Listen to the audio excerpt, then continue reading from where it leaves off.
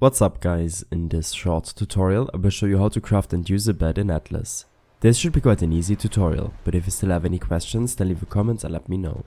Upon leveling up your character, you will need to learn the basics from the survivalism tree in order to craft the bed. Now that the bed is craftable in your inventory, you will need 30 fibers, 40 hides, 120 thatch and 25 wood in order to make it.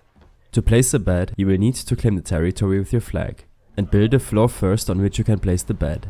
Using a bed will let you respawn next to it if you die, and in case it is built in a closed room, no one should be able to destroy it. If you log out while laying on the bed, you will remain in sleeping pose. You can still be damaged and killed when on the bed. However, tribe members cannot hurt you while laying on a bed.